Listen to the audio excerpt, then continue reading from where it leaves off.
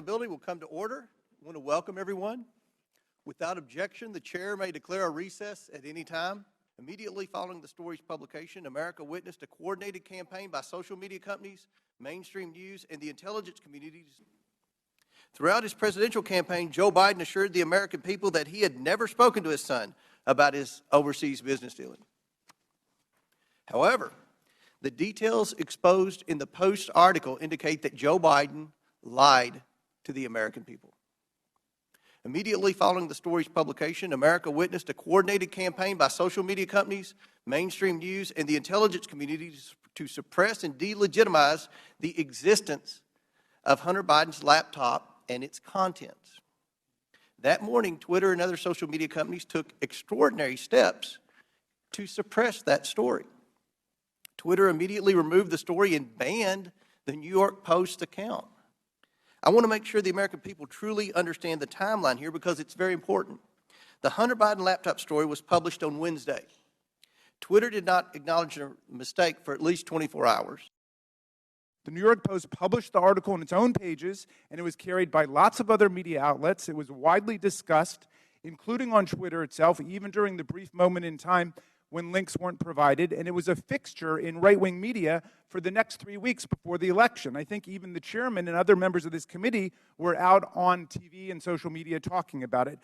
But instead of letting this trivial pursuit go, my colleagues have tried to whip up a faux scandal about this 2-day lapse in their ability to spread Hunter Biden propaganda on a private media platform. Silly does not even begin to capture this obsession. What's more, Twitter's editorial decision has been analyzed and debated ad nauseum. Some people think it was the right decision. Some people think it was the wrong decision. But the key point here is that it was Twitter's decision. Twitter is a private media company. In America, private media companies can decide what to publish or how to curate content however they want. It's a concern with these foreign interference campaigns that informed Twitter's approach to the Hunter Biden laptop story. In 2020, Twitter noticed activity related to the laptop that, at first glance, bore a lot of similarities to the 2016 Russian hack and leak operation targeting the DNC. And we had to decide what to do. And in that moment, with limited information, Twitter made a mistake. Under the distribution of hacked material policy, the company decided to prevent links to the New York Post stories about the laptop from being shared across the service. I've been clear that in my judgment at the time, Twitter should not have taken action to block the New York Post's reporting. And just 24 hours after doing so, the company acknowledged its error. But the decisions here aren't straightforward, and hindsight is 2020. It isn't obvious what the right response is to a suspected but not confirmed cyber attack by another government on a presidential election. I believe Twitter erred in this case because we wanted to avoid repeating the mistakes of 2016. To be honest, sir, I'm not sure, and we never ultimately followed through on this plan to get temporary. January 2nd, 2002, you permanently banned my Twitter account.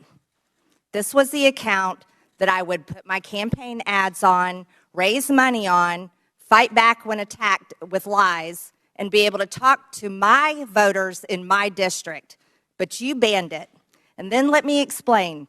My account was not reinstated until November 21st, 2022.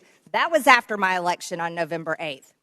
They threaten, coerce, or attempt to stop any other person. You abuse the power of a large corporation, big tech, to censor Americans. And you want to know something? Guess what? I'm so glad that you're censored down. I'm so glad you've lost your jobs. Thank God Elon Musk bought Twitter. And Mr. Gomez, please remember the decorum of the committee. It's just an abuse of public resources, an abuse of public time. We could be talking about health care. We could be talking about bringing down the cost of prescription drugs. We could be talking about abortion rights, civil rights, voting rights. But instead, we're talking about Hunter Biden's half-fake laptop story. I mean, this is an embarrassment. Employees made censorship decisions on the fly, often not following the company's own publicly stated policies.